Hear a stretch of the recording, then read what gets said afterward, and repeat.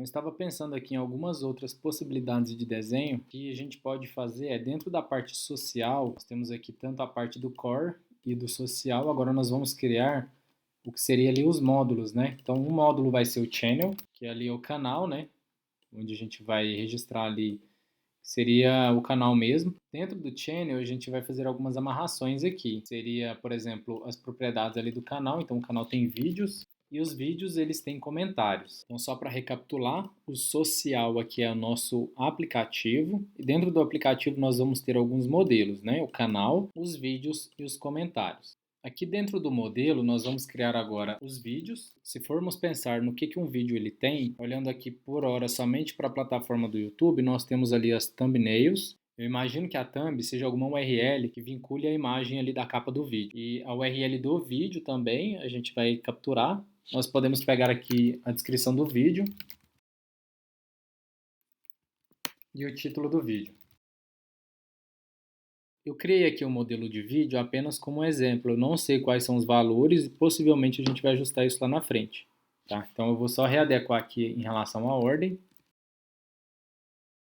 Então nós temos aqui o título, a URL, a thumb e a descrição. Eu preciso amarrar agora esse vídeo ao canal. Então a minha primeira propriedade aqui depois do ID vai ser o canal.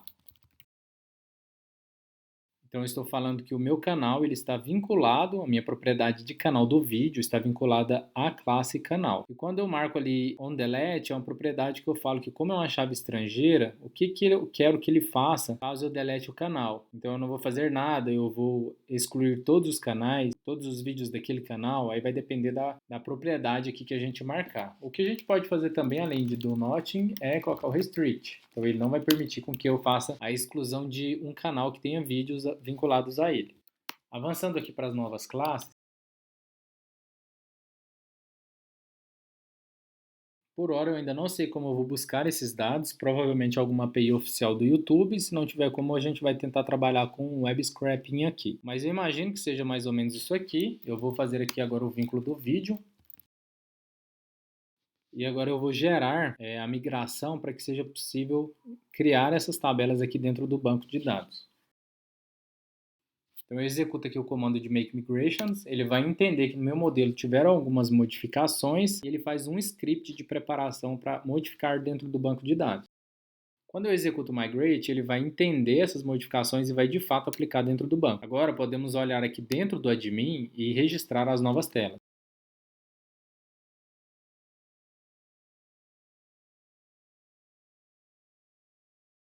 Bom, uma vez que a gente registra aqui as classes dentro aqui do admin, é possível já visualizar dentro da tela de administração as informações lá dentro. Então aqui eu tenho a aplicação que eu chamo aqui de social e dentro dele eu tenho o canal, tenho os comentários e tenho os vídeos. Então tem algumas propriedades aqui dentro do Django que você precisa ajustar para ele fazer essas correções aqui. A gente não vai olhar isso aqui agora. Dentro de canal eu tenho aqui o canal, pode ser o Cria Aplicativos.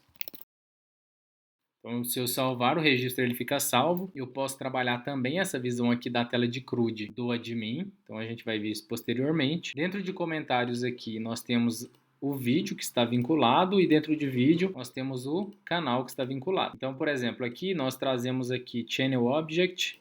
Então, é o default que ele traz aqui para mim. Eu posso trabalhar esse nome principal apenas ajustando lá dentro do modelo o atributo que se refere ao nome do campo. Seria retornado ali por padrão do modelo.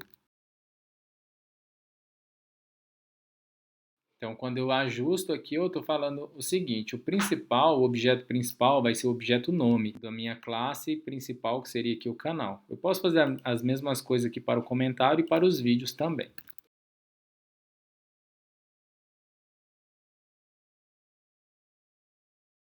Então, no caso aqui dos comentários, se a gente, vamos ver aqui os vídeos primeiro, né? Eu escolho o canal, descrevo um título,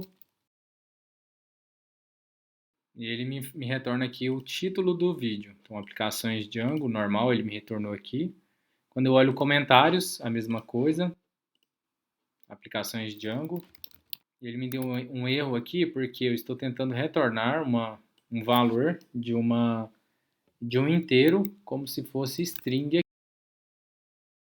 Quando eu converto para string, ele já retorna aqui para mim normal. E o comentário ele vai estar aqui registrado. Então, qual que é a nossa ideia principal aqui? É ter um sistema que eu consigo monitorar canais e pelo canal eu vou avaliar o vídeo, que eu vou integrar ali uma inteligência artificial. Posteriormente eu avalio os comentários e devolvo para o sistema. A ideia então é mostrar todos esses dados já compilados aqui para a dashboard. Então a vantagem do Django é essa velocidade que ela nos dá para fazer já esse controle de canais, o controle de vídeos, né? E depois nós vamos integrar com outras ferramentas e por fim entender se aquele vídeo ele teve uma aceitação positiva ou negativa. Então a nossa parte administrativa ela já está no modelo assim que a gente já pode começar a trabalhar. Para eu entender como que funciona a API do YouTube, identifiquei aqui que ele tem como se fosse uma URL que é possível você visualizar os vídeos de um determinado canal utilizando apenas o ID do canal, buscando ele em formato de XML. Então o formato do canal, eu peguei esse canal como exemplo e ele retorna aqui os vídeos aqui em forma de XML. Então isso aqui provavelmente vai ser a forma como eu irei trabalhar aqui para avançar na busca dos vídeos de um determinado canal. Então, para facilitar a visualização, eu vou deixar aqui o link desse sistema que você consegue pegar um canal qualquer e transformar ele aqui numa forma que você consiga visualizar de forma mais rápida. Aqui já dá para visualizar que é possível identificar os vídeos do canal na medida com que ele foi lançado ali normalmente. Dentro aqui do Visual Studio, eu vou criar dentro do projeto um arquivo que vai se chamar readme.md. Eu só criei na estrutura errada, eu vou jogar aqui para a parte de fora. Dentro dele eu vou colocar os links que eu identificar que são links úteis, tá?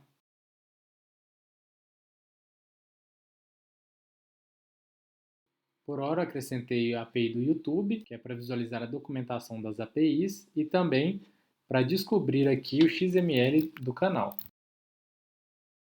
Ativo na parte aqui do social, eu vou criar um arquivo chamado Services. E essa camada de serviços aqui vai ser a responsável por fazer algumas rotinas que a gente precisa para compor o aplicativo. Então, quando a gente pensa aqui no projeto, onde ele vai ser mais automatizado, essa rotina de buscar os dados e preparar, ela tem que ser executada de modo com que eu leia a estrutura de XML, né, se a gente for seguir com essa estrutura de XML, e aí converta esse XML para um padrão que o Django ele vai entender e vai registrar os dados.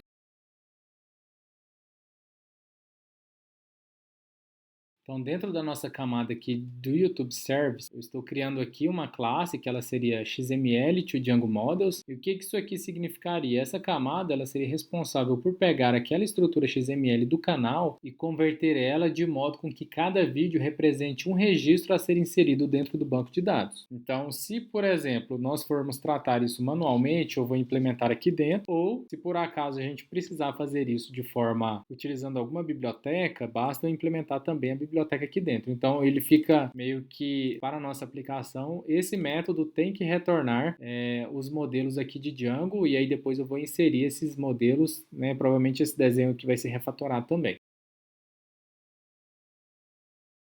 Ajustei aqui o método para list videos from XML. Então vou pegar o XML e vou quebrar em vídeo. Então aproveitando que a gente já tem um norte, que seria essa etapa aqui, nós podemos entender também outras propriedades. O aplicativo hoje pega o URL, então nós podemos entender que esse vídeo aqui, provavelmente ele é uma codificação fixa ali do próprio YouTube. Então talvez a gente possa fazer com que a nossa aplicação ela registre, em vez de numérico, ele registre também esse ID aqui como se fosse do tipo texto.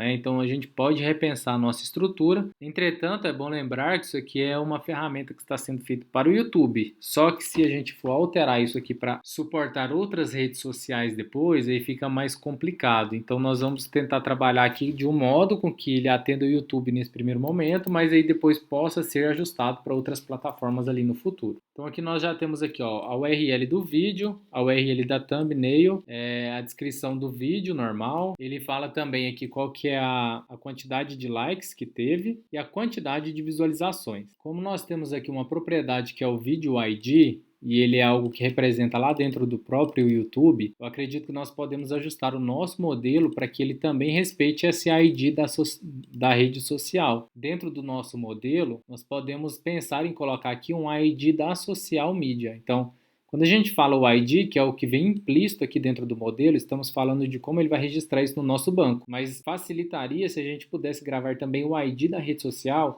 para identificar se a gente vai precisar incluir ele novamente em uma segunda rodada de scrapping, né, onde a gente precisa validar se existe algum vídeo novo e a gente descarta a inclusão caso o vídeo já exista.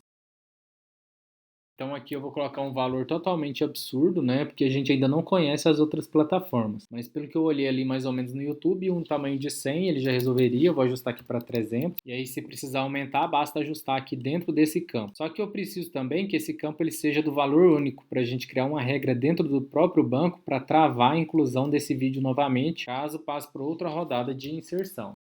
Então eu adiciono aqui um atributo único para ele não permitir com que eu repita esse valor. Como eu fiz algumas modificações, eu preciso gerar novamente as migrações. Ele me dá algum erro na hora que eu tento fazer uma migração para um campo novo que eu adiciono. Por quê? Porque eu não defini um default para esse campo. Eu adicionei uma coluna que chama ID social e essa coluna ela vai representar ali qual que é o ID do vídeo, né, dentro ali da rede social que a gente quer trabalhar. Só que eu já tenho algumas migrações criadas e eu quero zerar tudo e criar tudo de novo. Então eu vou deletar esses arquivos aqui. Eu vou deletar também um arquivo de banco de dados, que é o DBLite SQL3. E eu vou precisar também agora regerar tudo de novo. Então para isso basta eu executar os comandos. Então eu vou criar as migrações e agora eu vou executar as migrações, que é rodar elas. Nesse momento nós temos aqui os dados já criados. O que eu gosto de fazer também dentro dos projetos Django para a gente ganhar algum tempo? Dentro do arquivo aqui, como eu estou trabalhando no Mac, então aí dentro do Windows teria que ser algo equivalente. Eu crio um arquivo chamado Reset Migrations e aí dentro desse arquivo eu vou dar uma permissão específica de execução para ele. E aí agora dentro do arquivo eu consigo trabalhar esses comandos. Mas aí tem que entender qual o sistema operacional que é. Dentro do Mac que é um .sh, no Windows provavelmente seria alguma coisa .bat. Então a ideia desse arquivo é executar esses comandos mais rotineiros. Então, por exemplo, eu crio um arquivo chamado Reset Migrations e aí aqui dentro eu coloco os comandos. Então se eu chamar esse script, basta chamar com /, Reset Migrations, aí ele vai executar os dois comandos. Então aqui ele identificou que não tem nada para ser ajustado. Entretanto, tem momentos que a gente precisa ficar apagando os arquivos. Então o que eu faço geralmente?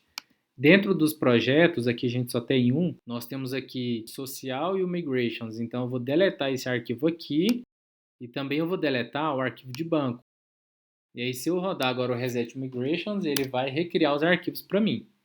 Porque não tinha nada registrado, agora ele está fazendo tudo de novo. Só que também é trabalhoso fazer o ajuste apagar esses arquivos de forma manual quando a gente trabalha com mais de uma aplicação e também também já com banco de dados, né? Que precisa apagar também. Então o que eu gosto de fazer aqui nos projetos é colocar aqui um RM e aí eu vou colocar aqui o projeto que vai ser social /migrations /0.py. E aí eu coloco um asterisco aqui para a gente identificar tudo que começar com 0, ele vai tentar fazer a deleção dos arquivos ali dentro da pasta de migrations do social. Então, se eu tiver outra pasta de migrations, eu vou precisar fazer isso aqui também. Então, eu coloco 0, porque geralmente assim, é muito difícil a gente atingir o número 1 aqui. Mas se acontecer, é só ajustar o script para ele fazer isso. Outra coisa que a gente apaga também é o rm db.sqlite3, que é o banco de dados. Então, eu vou tentar rodar aqui e ver se ele vai recriar os arquivos.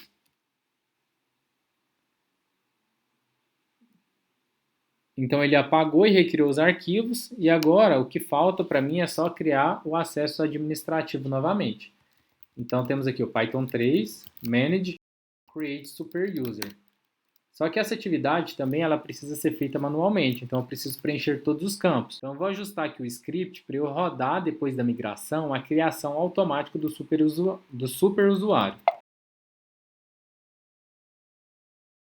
Então eu peguei aqui o script, como criar o usuário superadmin ali dentro do Django sem utilizar o terminal. E aí eu colei aqui. Então como eu usei esse artigo de referência, eu vou criar aqui um arquivo chamado references.md, onde eu vou anotar aqui os links onde eu estou buscando conteúdo para a construção desse vídeo. Então, por exemplo, se eu rodar novamente o script, ele vai fazer toda a rotina de excluir as migrações, excluir o banco, depois ele vai recriar as tabelas novamente e, por final, ele vai executar o comando para criar o super usuário ali, com o usuário admin e a senha admin. Então, para a gente é mais fácil trabalhar desse jeito, porque toda vez que eu precisar readequar o meu modelo, basta eu resetar as migrações e ele vai recriar tudo aqui para mim de novo. Então, eu vou tentar conectar aqui de novo. E aí eu consigo visualizar tudo criado aqui novamente. Então, eu vou pausar o vídeo por aqui, eu vou subir esse projeto. E aí eu vou deixar na descrição do vídeo aqui o GitHub com o URL do repositório. Eu vou tentar trabalhar aqui com versões, então aqui eu vou fazer a versão do dia de hoje, vou subir, então você pode olhar sempre nas releases e nas tags a última versão que foi executada. Eu só vi uma situação aqui onde a gente tem aqui mais de 5.000 registros pendentes. Por que ele está falando isso? Porque ele está buscando aqui da venv. A gente não precisa subir isso para o Git, porque o ambiente virtual, a ideia é que você crie ele sempre que você for utilizar, então não tem necessidade de eu enviar isso. Então, para isso, eu vou criar aqui um arquivo .gitignore, e aí dentro do gitignore eu vou colocar aqui por hora somente a pasta venv /percentual, asterisco. Então, ele vai reajustar para mim as modificações que eu preciso subir apenas dos arquivos aqui do nosso projeto. E posteriormente a gente ajusta esse arquivo para ele não levar também esses arquivos temporários aqui.